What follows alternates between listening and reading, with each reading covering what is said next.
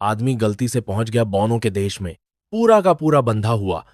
तभी वो जोर से चिल्लाया और खूंटा उखाड़कर खड़ा हो गया। लेकिन तभी एक सेनापति घोड़े पर सवार होकर आया और भाले से उस पर वार कर दिया। कुछ सैनिकों ने हुक फेंककर उसकी पीठ में गड़ा दिए और खींचने लगे।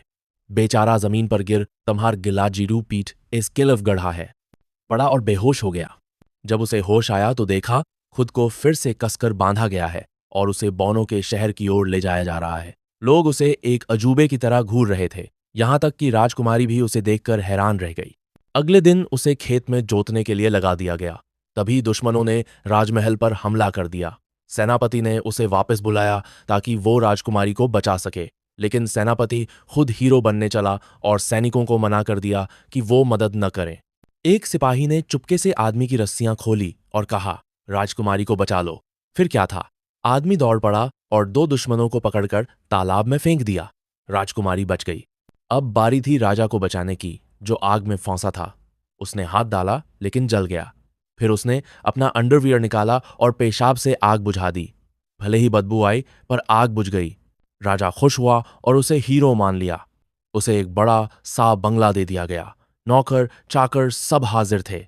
धीरे धीरे वो पूरे देश का हीरो बन गया। लेकिन सेनापति जल भुन गया और बदला लेने के लिए दुश्मनों से मिल गया। अब दुश्मनों ने हमला कर दिया। आदमी समुद्र में उतर गया और लड़ाई के लिए तैयार हुआ। उसने दोस्ती की बात की पर दुश्मनों ने गोलाबारी शुरू कर दी। लेकिन बम उस पर असर ही नहीं कर रहे थे, उल्टा वापस जाकर दुश्मनों पर गिर रहे थे। आदमी ने सबकी नौकाओं की रस्सी पकड़ ली और उन्हें काबू में कर लिया। अब तो वो देश का सुपर हीरो बन गया। अब सेनापति ने नया प्लान बनाया। एक बड़ा सा रोबोट लाकर आदमी से लड़ने आया। आदमी डर गया। रोबोट ने उसे हवा में उठा लिया। सबको लगा अब उसका काम तमाम।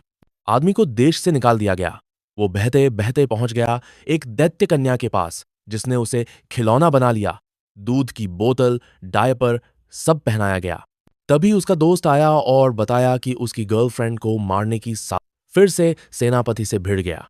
इस बार भी रोबोट तैयार था, लेकिन उसका दोस्त चुपके से उसके कंट्रोल रूम में घुस गया और तार काट दिए। अब आदमी ने एक मूर्ति उठाई और रोबोट पर वार करके उसे कबाड़ बना दिया। आखिरकार जीत उसकी हुई।